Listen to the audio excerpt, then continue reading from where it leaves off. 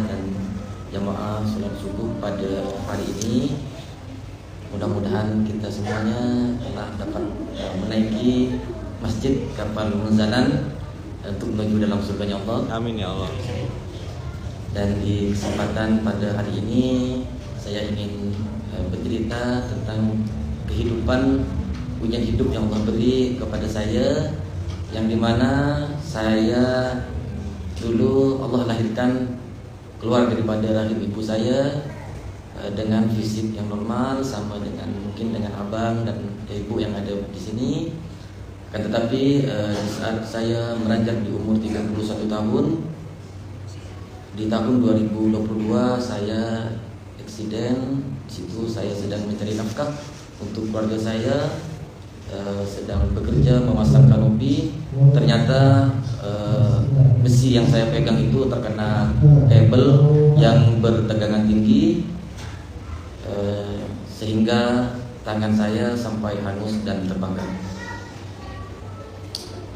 Kalau dihitung dengan akal manusia pada saat itu, kalkulasinya udah gak ada harapan untuk hidup, karena darah sudah terkeluar daripada kuping dan mulut sudah berbusa, sudah tergeletak selama 2 jam, sudah gak bernyawa, Ustaz. Seakan-akan sudah tidak ada bernyawa. Oleh teman-teman dibiarkan begitu saja, tapi ada salah satu kawan yang berinisiatif untuk memasukkan saya ke comberan ya, lumpur.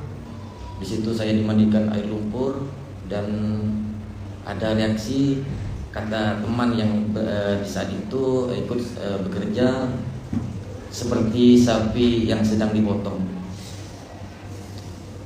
Saya tidak tahu, tapi ini cerita dari teman, seperti sapi yang sedang dipotong. Dan di hari itu juga saya dibawa ke rumah sakit yang berada di Pontianak. Lokasinya jauh dari Ngabang sampai ke Antonius. Di situ saya ditangani oleh dokter di sana, dan hasil dari operasi itu sebelah tangan saya 50% katanya 50% bisa diselamatkan, yang sebelah kiri 65%. Dan di situ saya berpikirnya bersama keluarga itu udah selesai operasi, biasa aja gitu, nggak sampai ada efek yang seperti ini. Jadi saya bersama keluarga berinisiatif untuk pindah ke rumah sakit, karena di sana kan kurang terjangkau lah buat saya, karena kurang mampu juga keluar, dan pindah ke rumah sakit yang negeri yang ada di Pontianak lah, yang di Sariga. Di sana saya mengalami, di sana saya dioperasi, dan setelah operasi yang kedua itu udah 5 hari berjalan, 5 hari tangan saya satu persatu jadi jemarinya sudah tidak bisa digerakkan dan sudah mulai menghitam.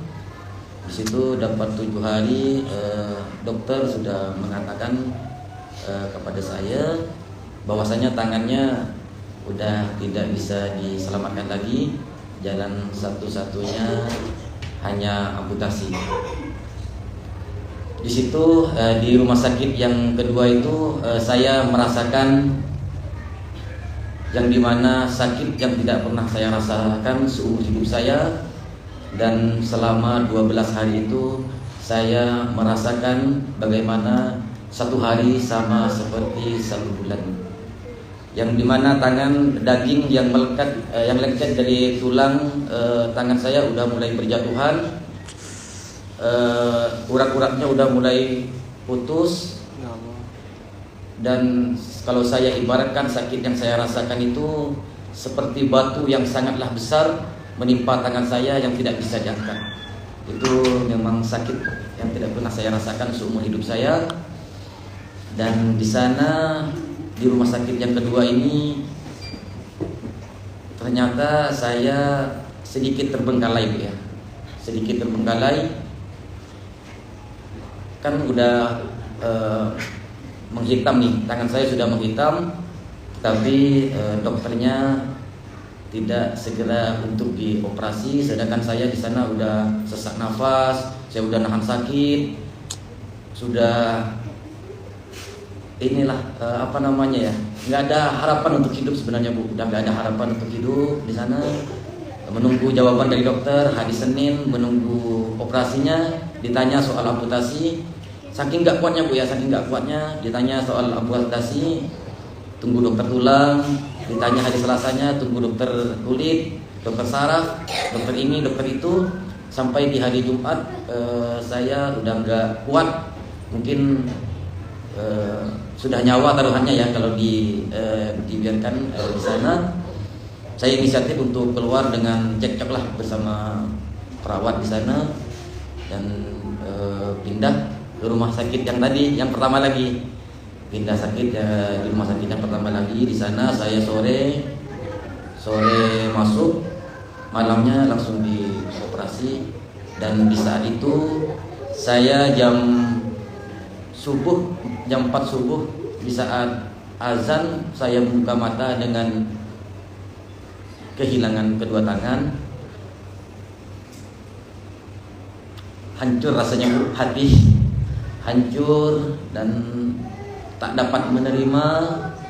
Udah sampai di rumah, setahun saya menangis Bu, setahun saya menangis, setahun saya bersedih, setahun saya menahan sakit luka yang ada di tangan saya, di pundak saya, di leher saya, dan di muka saya.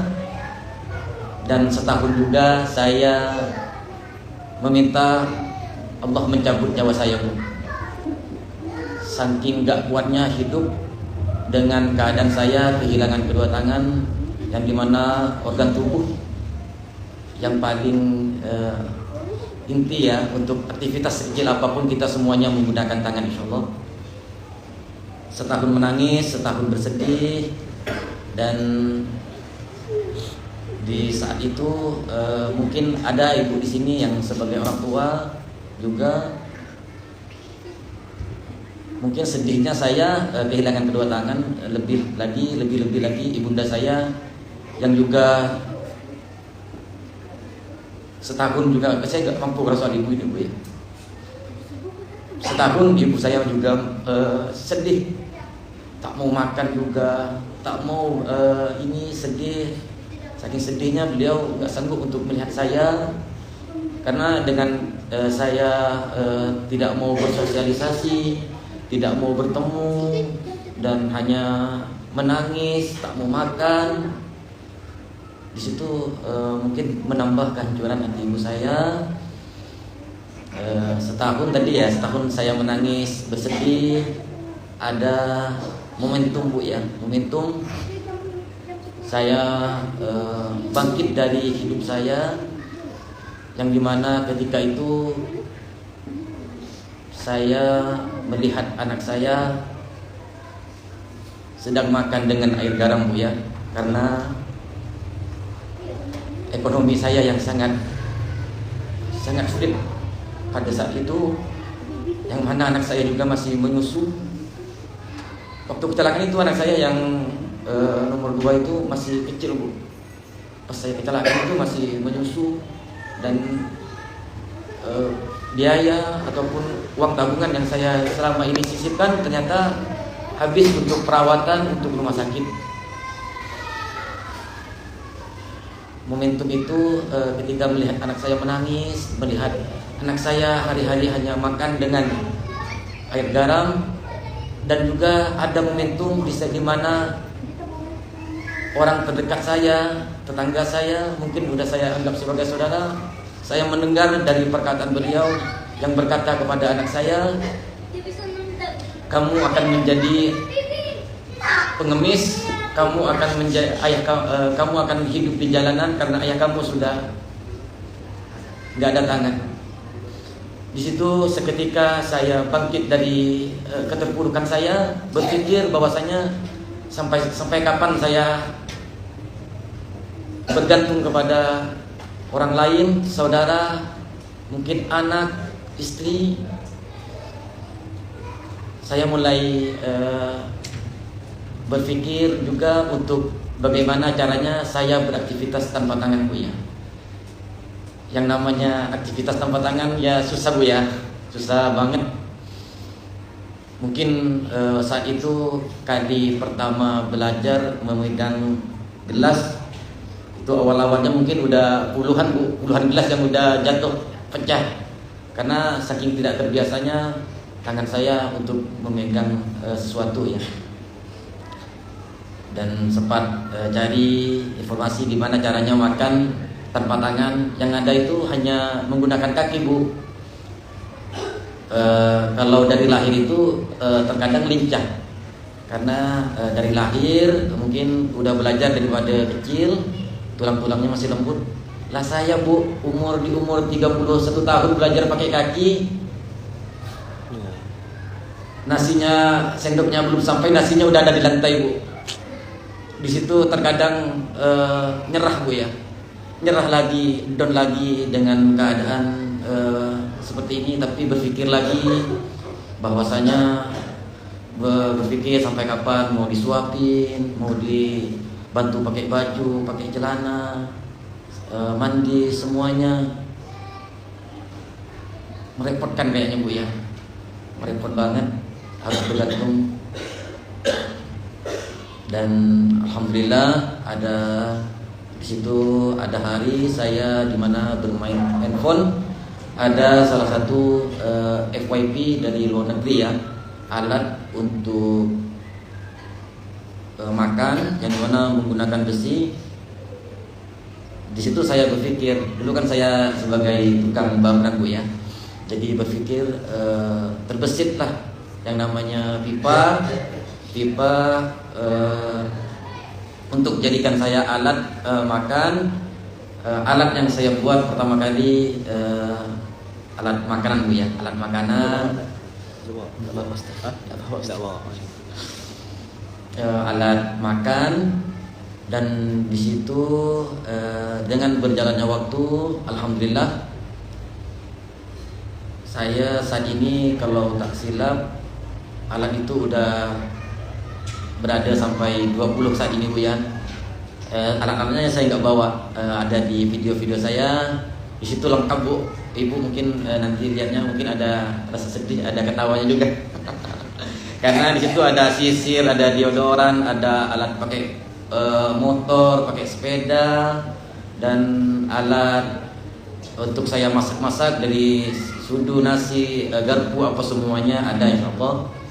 Memang niat saya membuat alat itu untuk diri saya sendiri dan diniatkan juga untuk saudara saya yang ada di Indonesia ataupun dimanapun, mudah-mudahan bisa memudahkan. Karena kalau di awal saya kecelakaan itu, Bu ya, nggak ada referensi sekali untuk saya jadikan ini. Semuanya nggak ada alat. Jadi dengan mudah-mudahan dengan adanya alat itu bisa membantu saudara kita difabel yang lain. Dan alhamdulillah yang di Indonesia sudah banyak juga yang sudah saya buatkan dan meminta dibuatkan. Dan insya Allah, alhamdulillah kemarin juga ada yang juga daripada Malaysia, alhamdulillah. Jadi yang diharapkan oleh saya bisa dijangkau. Mudah-mudahan FYP-nya bisa sampai di Tenggara, Bu ya, Asia Tenggara, insyaallah. Dan di situ berjalan ini, Bu ya, berjalannya waktu, alhamdulillah saya mencoba untuk membuat konten di TikTok beserta live sambil mengaji bersama anak saya. Disitulah kadang ada orang baik memberikan gift hadiah kepada saya untuk menyambung saya hidup, Bu ya, untuk menyambung saya hidup.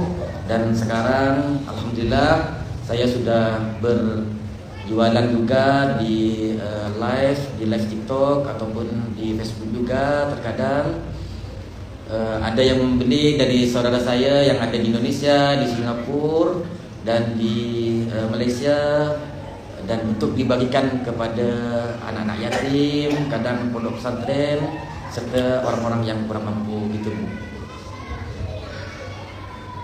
Yang ditangis itu dulu sebenarnya keadaan saya nomor satu, Bu ya. Yang kedua, saya tak dapat menafkahi anak saya, Bu. Menafkahi anak saya, tidak bisa menyekolahkan anak saya. Dan alhamdulillah ternyata itu semuanya tak terjadi. Allah tetap memberikan rezeki untuk saya dengan keadaan saya seperti ini. Hanya saja rezeki saya yang diberikan berbeda dengan dulu yang sebelum saya kecelakaan, Bu ya. Sebelum saya kecelakaan, untuk ibu, bapak semuanya, jangan pernah ini ya, dengan ujian hidup dari Allah. Mungkin yang berada di sini juga tak luput daripada ujian hidup yang Allah beri. Hanya saja ujian kita yang berbeda-beda. Doakan saya, Bu ya, mudah-mudahan saya 22, berarti baru berjalan 3 tahun ya. 3 tahun, di situ terkadang masih ada rasa down, masih ada semangat hidupnya itu masih turun naik, Bu ya, masih belum stabil. Kadang ada hari saya lelah juga, Bu. Terkadang ada hari saya menangis juga di tengah malam. Terbangun dari tidur saya harus kehilangan kedua tangan, ternyata seperti mimpi, Bu ya, seperti mimpi. Doakan saya, mudah-mudahan saya dengan berjalannya waktu saya lebih semangat dan mudah-mudahan bisa menemukan jati diri saya sendiri, lebih semangat lagi insyaallah. Nah, doanya Ustaz.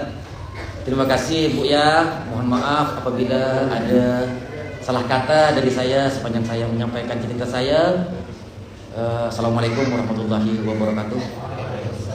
Alamat di mana kalau orang mau silaturahim Ya, datang ke tempat Abang? Untuk alamat saya di Desa Kuala Dua, Gang Keramat, Bu ya, di Gang Keramat 1 sebelum Simpang Rasau. Iya. Karena Bang ada masjid, ada surau kecil kan yang ngajar TPA, ngajar anak-anak baca Quran. Iya ada. Masuk di sana. Di sini ada gang keluarga, masuk nanti insyaallah tanya aja rumah. Dikenali sana Abang Lev, Bu. Abang lah Iya, Abang Lev katanya. Kan kadang itu gini, Bu. Saya di desa itu, di Desa Kuala Dua itu jualannya merata-rata, Bu ya. Dari kampung ini pindah ke sini dan pindah-pindah, pagi di sini, kadang malamnya di sini. Harapannya infak yang diberikan saudara kita itu bisa dijangkau oleh orang yang lebih banyak lagi insyaallah. Ya, dan saat ini saya hanya fokus di malam hari untuk live-nya, Bu, di malam hari. Mau jadi cari Abang live ya? Ya, kadang Abang live. Insyaallah tahu insyaallah. Ya Allah, Terima kasih. saya yang makasih. Ya Allah. Sepanjang-panjang saya SMK ini kayaknya yang paling berat. Biasa saya ngasih ayat ke kawan-kawan dan ini ayatnya datang ke sini. Abang Lev ini juga manusia biasa. Tadi beliau bilang kalimat yang menurut saya, yes, iman naik turun, kita semuanya punya fase itu. Tapi kalau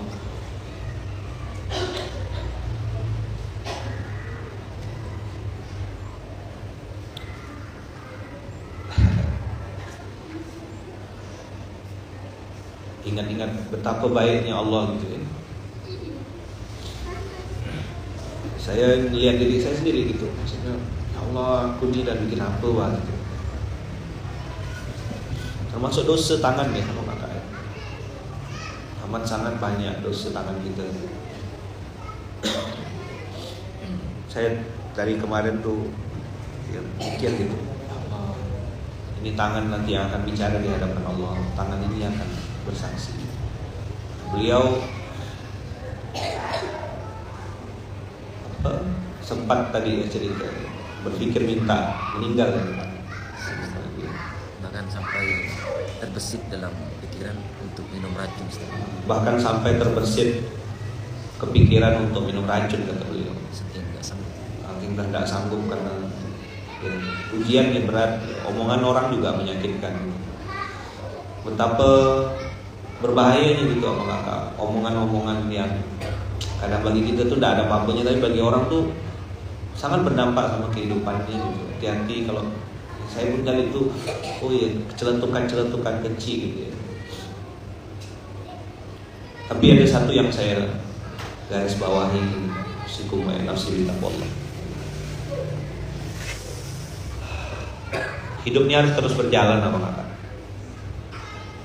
Saya tadi belajar betul dan saya garis bawahi, kita bertanggung jawab atas kehidupan kita sendiri.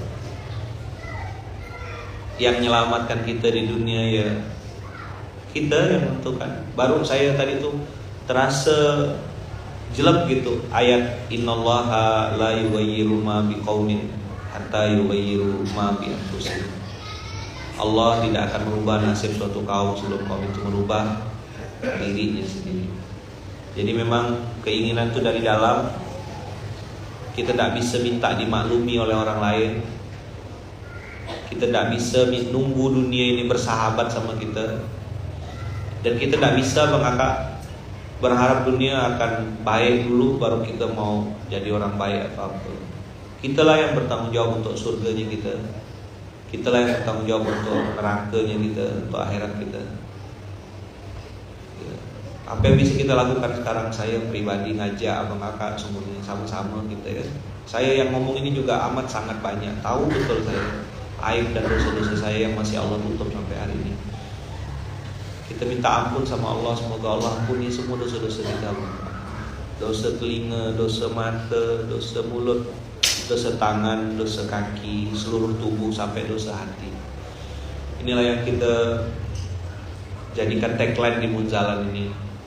Jadi tagline dengan To'ya tuh ada tagline yang nampak, ada tagline yang tidak nampak. Nah, ini mungkin orang-orang baru Munzalan banyak yang mungkin tidak tahu ya. Tagline dari awal tuh dakwah terus tanpa henti. Itu yang nampak. Masih kapal Munzalan, dakwah terus tanpa henti. Ada yang tidak tampak. Tulisannya istighfar terus sampai mati. Jadi kata To'ya, dakwah terus tanpa henti itu amalan badan, fisik kita harus bergerak. Istighfar terus sampai mati itu amalan hati. Itu yang hablum minallahnya itu istighfar sampai mati. Karena mungkin ada yang di sini ngerasa tangan saya dah bikin dosa gitu, misal. Tapi hati Allah. Maka usikum wa nafsi bitaqwallah. Dan hadirnya Bang Maidi, Abang Live ini menyemangati kita untuk terus berbuat. Saya kemarin silaturahim ke Dokter Iqbal, ke Umi Rahmi. Itu dengar cerita ternyata ada namanya stroke mata. Saya pun baru dengar. Stroke mata tuh karena beliau dokter mata. Jadi stroke mata tuh begini. Malam tuh bisa ngelihat, pagi bangun tidur tuh bisa tak nampak apa-apa. Ada pembuluh darah yang masuk ke mata itu yang pecah sehingga mata dah tak bisa lihat sama sekali. Jadi abang kakak cerita tangan. Jadi kemarin tuh hari Jumat tuh saya kayak dinasihatin betul sama Allah gitu ya. Ke Dokter Iqbal cerita mata. Siang habis zuhur ketemu beliau, ngobrol dalam hitungan menit lah bahasanya. Saya disuruh pergi lagi umroh ini untuk benar-benar menyesali dan meminta ampun sama Allah. Doakan saya Bang Kakak ya, supaya saya pun bisa menggunakan tangan saya ini dengan benar. Banyak dosa dan aib di masa lalu yang masih Allah tutup sampai sekarang yang saya pun berharap Allah ampuni. Semoga hadirnya Bang Maidi Azam ini, Bang Live ini ya, Bang Maidi nama lengkap beliau. Abang kakak silakan follow akun beliau Maidi Azam, bagikan kegiatan-kegiatan beliau dan kita doakan abang kakak ya, kita doakan beliau sama istri bisa berangkat ke Baitullah dengan cara-cara Allah ya. Saya berdoa mudah-mudahan bisa nemankan beliau nanti ke Baitullah ya. Kita umroh sama-sama insyaallah. Minta doa dari abang kakak semua. Kita berdoa semoga Allah izinkan kita bisa sampai ke Baitullah dengan cara-cara Allah. Mudah-mudahan Bang Maidi selalu sehat. Jadi Munzalan ini keluarga abang ya kan. Munzalan ini bukan orang lain. Masjid Kapal Munzalan ini tempat abang juga. Anggaplah kami keluarga abang di sini. Makanya di sini abang, kakak, ayah, bunda gitu ya. Nah, beliau abang kakak masih terus semangat bikin program, bahkan memikirkan orang lain gitu. bikin alat-alat untuk teman-teman difabel di seluruh Indonesia. Siapa aja yang mau bikin alat, hubungi beliau. Bahkan nerima, kemarin cerita ada orang curhat konsultasi ya bang ya. Nah, saya bilang mudah-mudahan abang di sisa umur ini jadi punya manfaat yang semakin luas, ya kan, punya kontribusi yang makin banyak, bisa jadi guru kehidupan buat kami semua, karena tidak mungkin Allah ngasih ujian di luar batas kemampuan. Dan kita tadi belajar bagaimana keinginan itu muncul dari dalam, dan keinginan itulah yang akhirnya merubah keadaan kita, dan semua harus dimulai dari diri sendiri. Allah sayang sama abang, Allah sayang sama keluarga abang. Insya Allah abang dapat saudara baru, keluarga baru di sini. Doakan saya harus berangkat lagi. Insya Allah nanti suatu saat kita berangkat sama-sama. Dan semuanya juga kita berdoa ya, minta sama Allah. Ini bukan janji ya bang kakak, ini doa kita. Semoga semuanya yang ada di sini disampaikan Allah ke Baitullah dengan cara ini. Semoga tangan kita ini nanti tangan yang bersaksi kebaikan ya bang. Beliau ini ngedit video sendiri ya kan, bikin konten, bagi-bagikan makanan, kemudian jualan, hasil jualannya itu dibagikan ke anak-anak. Jadi masih berpikir gimana caranya bukan hanya bahagia sendiri tapi membahagiakan orang lain. Itu sudah bukan lagi level hidup dan kehidupan, tapi sudah di level menghidupi. Semoga Allah muliakan abang, angkat derajat abang setinggi-tingginya. Mudah-mudahan nanti di akhirat abang mau bersaksi untuk amin sendiri. Semoga kita jadi saudara sampai surga. Abang dimuliakan Allah, diangkat derajat sama Allah, disampaikan ke Masjid Nabawi, ke makamnya Rasulullah, bisa ziarah, bisa umroh dengan cara-cara Allah, bisa sampai Baitullah tuh punya Allah bang. Abang doa ya, semoga Allah mudahkan bisa berangkat. Dan saya minta sama Allah, saya nemankan nanti, bawa-bawakan kopernya. Insyaallah. Itu kira-kira abang kakak SMK hari ini. Saya ini beban ya SMK kali ini. Kayak tidak pantas gitu rasanya ngasih nasihat gitu. Saya sendiri pun kotor juga gitu. Saya sendiri pun masih harus memuhasabahi diri saya juga. Tapi hadirnya Bang Maidi ini hari ini mudah-mudahan membuat kita benar-benar tahu gitu bagaimana cara bersyukur. Saya takut juga Abang Kakak, selama ini kita hanya syukuran bukan bersyukur. Kita lupa mungkin cara bersyukur karena kebanyakan nengok ke atas. Kita pikir punya tangan itu ya biasa. Hari ini beliau kita hadirkan sengaja.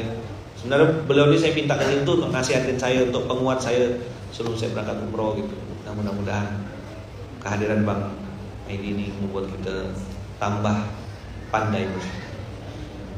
Kita doakan semoga apapun yang kita lakukan apakah diterima dan diridhai Allah, diampunkan semua dosa-dosa. Doakan saya, doakan istri saya, doakan anak-anak saya, Pak R, doakan mama saya, ibu saya, doakan juga Bang Maidi Azam. Jangan lupa follow akunnya beliau, bantu share kegiatan-kegiatan beliau supaya jadi inspirasi di negeri ini. Mudah-mudahan makin banyak kebaikan yang bisa kita lakukan sama-sama gitu ya Bang ya. Insyaallah Abang sehat terus. Doakan beliau ya Bang Kakak ya, wajahnya wajah orang soleh insyaallah. Mudah-mudahan dijaga Allah, dilindungi Allah. Tetap semangat abangku, dijaga Allah. Main-main ke sini, sering bawa anak ya, bawa keluarga sini banyak. Kakak-kakak soleh-solehah insyaallah, abang-abang soleh. Kita tutup dengan hamdalah, alhamdulillahirabbil alamin. Subhanakallahumma bihamdika, asyhadu an la ilaha illa anta, astaghfiruka wa atubu ilaik. Terima kasih banyak Abang Kakak. Bismillahirrahmanirrahim. La haula wala quwwata illa billah. Terima kasih banyak, barakallahu fikum, berkah selalu. Assalamualaikum warahmatullahi wabarakatuh. Silakan yang abang-abang mau salaman.